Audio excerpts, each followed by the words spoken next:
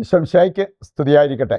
ഇന്ന് ആത്മീയ ഭോജ്യത്തിൽ നാം വിചിന്തനം ചെയ്യുന്നത് നമുക്കൊക്കെ ജീവിതത്തിൽ ഉണ്ടായിരിക്കേണ്ട ഒരു വലിയ ഗുണമാണ് നന്ദി നിറഞ്ഞ ഹൃദയം. അതില്ലാതെ വന്നാലുണ്ടാകാവുന്ന ഒരവസ്ഥ, അതാണ് നമ്മൾ ഇന്ന് വിചിന്തനം ചെയ്യുന്നത്. നന്ദിയില്ലാത്തവരുടെ നിന്ദാവചനം അത് വളരെ ക്രൂരമാണ്. നന്ദിയില്ലാതെ നിന്ദാവചനങ്ങൾ ഉച്ചരിക്കുന്നത് ക്രൂരമായ ഒരു പ്രവൃത്തിയാണെന്നുള്ളത് ദൈവവചനം നമ്മെ ഓർമ്മിപ്പിക്കുന്ന ഒരു കാര്യമാണ്. സാധാരണ പറയാറുണ്ട്, തിന്നാ പോരാ, നന്ദി കാട്ടണം. തിന്നാൽ നന്ദി കാട്ടുന്നവരായിട്ട് നമ്മൾ മാറണം. അത് വളരെ ആവശ്യമായിട്ടുള്ള ഒരു കാര്യമാണ്. ഒരു അപ്പനും അമ്മയും വേദനയോടെ പറഞ്ഞൊരു കാര്യം, അച്ഛാ ഞങ്ങൾക്ക് വേണ്ടി ജീവിച്ചിട്ടില്ല. അപ്പം ഞാൻ ചോദിച്ചു, പിന്നെ ആർക്ക് വേണ്ടി ജീവിച്ചു? മക്കൾക്ക് വേണ്ടി അവർ ജീവിച്ചു. ഇപ്പം എന്നാ പറ്റി? അതിന് മറുപടിയായിട്ട് അവർ പറഞ്ഞത്, മക്കൾക്ക് ഞങ്ങളോട് ഒരു താല്പര്യമില്ല. ഞങ്ങൾ അവർക്ക് വേണ്ടി ചെയ്തു കൊടുത്ത കാര്യങ്ങൾ അതേക്കുറിച്ച് അവർ ചിന്തിക്കാറുമില്ല. അതിനൊക്കെ പുല്ലുവില. നിങ്ങൾ നിങ്ങളുടെ കടമ നിറവേറ്റി എന്നുള്ള രീതിയിലാണ് അവർ കാണുക. അപ്പം അതുകൊണ്ട് തന്നെയാണ് വേദനയോടെ ഇവർ പറഞ്ഞത്, ഞങ്ങൾ വെറും കറിവേപ്പില. അവർക്ക് വേണ്ടി ഞങ്ങൾ ജീവിച്ചു, ഞങ്ങൾക്ക് വേണ്ടി ജീവിക്കാൻ ഞങ്ങൾ മറന്ന് അവർക്ക് വേണ്ടി ജീവിച്ചു. ഇവിടെയെല്ലാം നന്ദികേടിൻ്റെ ആ നൊമ്പരം അതെത്ര വലുതാണ് എന്നുള്ളത് നമുക്ക് മനസ്സിലാക്കാനായിട്ട് വളരെ എളുപ്പമാണ്. പ്രഭാഷകൻ 7-ാം അധ്യായം 27-28 വചനങ്ങൾ എടുക്കുമ്പോൾ അവിടെ പറഞ്ഞിരിക്കുന്നൊരു കാര്യമുണ്ട്. മാതാപിതാക്കളാണ് നിനക്ക് ജന്മം തന്നതെന്ന് ഓർക്കുക.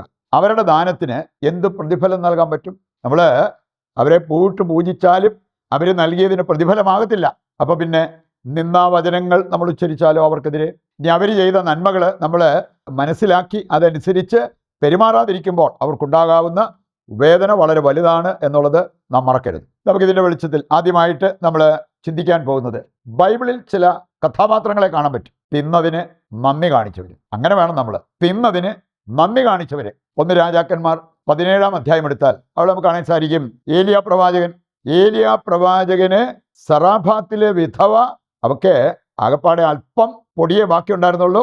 അത് കുഴച്ച് ഒരു ചെറിയ അപ്പം ഉണ്ടാക്കി ഇവന് കൊണ്ടുവന്ന് കൊടുക്കുന്നത് കാണാൻ പറ്റും. അതിൻ്റെ ഫലമായിട്ട് സംഭവിച്ചത്, പിന്നീട് ആ കലത്തിലെ പൊടി കുറഞ്ഞിട്ടില്ല, അതുപോലെ തന്നെ ഭരണിയിലെ എണ്ണ വറ്റിപ്പോയതുമില്ല. ദൈവം വളരെ അത്ഭുതകരമായി അവിടെ പ്രവർത്തിച്ചു. പിന്നീട് നമ്മൾ കാണുകയാണ്, വിധവയുടെ മകൻ രോഗിയായി മരണപ്പെടുന്നു. ഇനി പ്രവാചകൻ ഓടിച്ചെന്ന് ആ മരണപ്പെട്ട മകന് പുനർജീവൻ നൽകാൻ വേണ്ടി അവിടെ പ്രാർത്ഥിക്കുന്നതും പ്രവർത്തിക്കുന്നതുമായിട്ടുള്ള ഒരു രംഗം.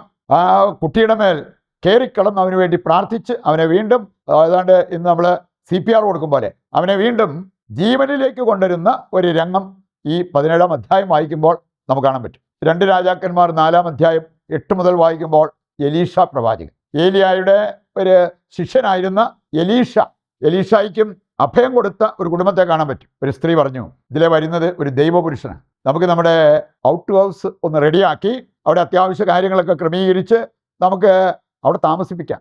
അങ്ങനെ ഒരു ഹോസ്പിറ്റാലിറ്റി കാണിച്ച ഒരു കുടുംബത്തെ ഈ അധ്യായത്തിൽ കാണാൻ പറ്റും. പിന്നീട് നമ്മൾ കാണുകയാണ്, എലീഷ അവൻ്റെ ശിഷ്യനോട് ചോദിക്കുകയാണ്, ഇവർ നമുക്ക് ഇത്രയും കാര്യം ചെയ്തു തന്നില്ലേ, നമുക്ക് എന്ത് ഉപകാരമാണ് അവർക്ക് ചെയ്തു കൊടുക്കാൻ പറ്റുക? അതിന് മറുപടിയായിട്ട് ആ ശിഷ്യൻ പറഞ്ഞു, അവർക്ക് മക്കളില്ല. ഇത് കേട്ടിട്ട് എലീഷ പറഞ്ഞൊരു കാര്യം, അവരെ വിളിച്ചു. അവരെ വാതിൽ തുറന്ന് പടിവാതിൽക്കൽ നിന്നപ്പോൾ എലീഷ അവരോട് പറഞ്ഞൊരു കാര്യം, അടുത്ത വസന്തത്തിൽ ഞാൻ നിങ്ങളെ സന്ദർശിക്കുമ്പോൾ, അല്ലെങ്കിൽ അടുത്ത വർഷം ഈ സമയമാകുമ്പോൾ നീ ഒരു കുഞ്ഞിനെ താലോലിക്കും എന്നുള്ളത് പ്രവാചകൻ പറഞ്ഞു. അങ്ങനെ സംഭവിക്കുകയും ചെയ്തു. അതിനുള്ള ഒരു പ്രാർത്ഥനയും അനുഗ്രഹവുമാണ് എലീഷ അവർക്ക് നൽകിയത്.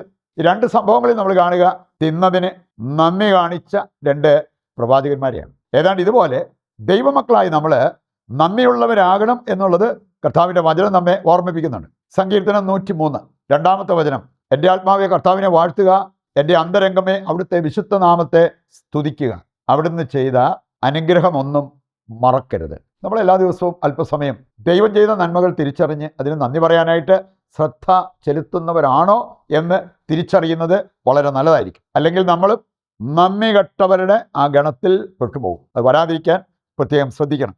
രണ്ടാമതായി നമ്മൾ ചിന്തിക്കുന്നത്, 2 തരക്കാരെ ദൈവവചനം എടുത്തു കാണിക്കുന്നത് കാണാൻ പറ്റും. അതിൽ ഒരു തരക്കാരുടെ കാര്യം ഞാനിപ്പോൾ ഈ സങ്കീർത്തനം 103-ന്റെ 2-ാമത്തെ വചനത്തിലൂടെ സൂചിപ്പിക്കുകയുണ്ടായി.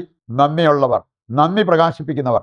എന്ത് അനുഗ്രഹം കിട്ടിയാലും അതിന് നന്ദി, എന്ത് ഉപകാരം കിട്ടിയാലും അതിന് നന്ദി പ്രദർശിപ്പിക്കുന്ന വ്യക്തികൾ, അത് അങ്ങനെയുള്ളവർ നല്ലവരാണ്. ഇതിൻ്റെ ആവശ്യമുണ്ടെന്ന് കർത്താവ് പഠിപ്പിക്കുന്നുണ്ട്. ലൂക്കാ 17:11 മുതൽ വായിക്കുമ്പോൾ 10 കുഷ്ഠരോഗികൾ, 10 പേർക്കും സൗഖ്യം കിട്ടിയതാ. പക്ഷെ അതിൽ ഒരാൾ മാത്രം തിരിച്ചു വന്നിട്ട് നന്ദി പറഞ്ഞു.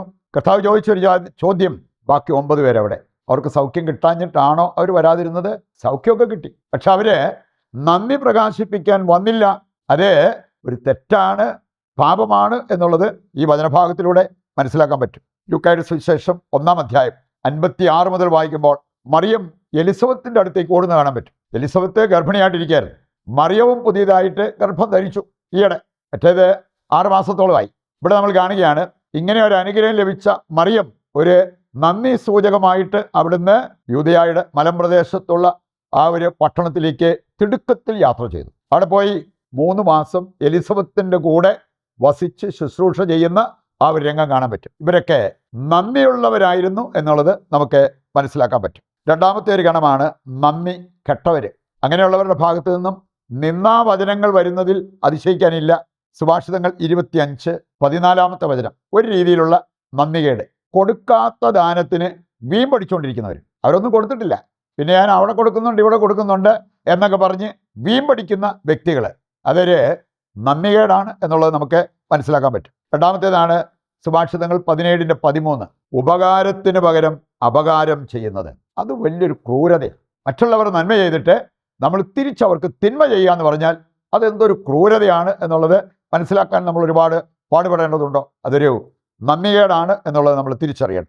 ഈ നന്ദികേട് അസഹനീയമാണ് എന്നുള്ളത് ദൈവത്തിൻ്റെ വചനം നമ്മെ ഓർമ്മിപ്പിക്കുന്നത് കാണാൻ പറ്റും. മത്തായി 27 മുതൽ വായിക്കുമ്പോൾ പരിഹാസവർഷം യേശുവിൻ്റെ മേൽ ചൊരിയുന്ന ഒരു രംഗം കാണാൻ പറ്റും. ആരായിരുന്നു യേശു?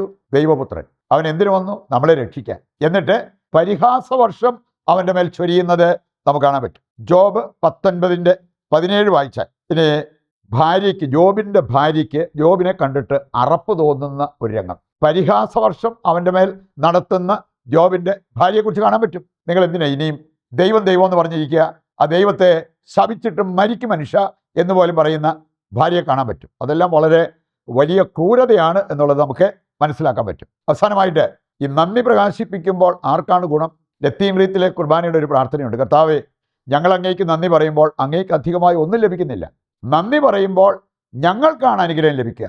ഈ ബോധ്യമുള്ളവർ ഒരിക്കലും നന്ദികേട് കാണിക്കത്തില്ല, നിന്ദാവചനം പറയത്തില്ല.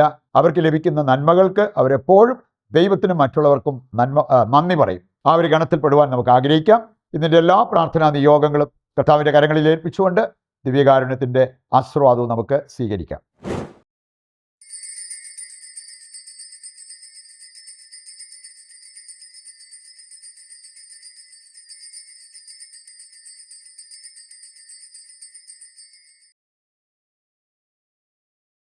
പരിശുദ്ധ പരമ ദിവ്യകാരുണ്യത്തിന് എന്നേരവും ആരാധനയും സ്തുതിയും പുകഴ്ചയും ഉണ്ടായിരിക്കട്ടെ. നാളെ മറ്റൊരു എപ്പിസോഡുമായി വീണ്ടും നമുക്ക് ഒന്നിക്കാം. ദൈവം നിങ്ങളെ സമർത്ഥമായി അനുഗ്രഹിക്കട്ടെ.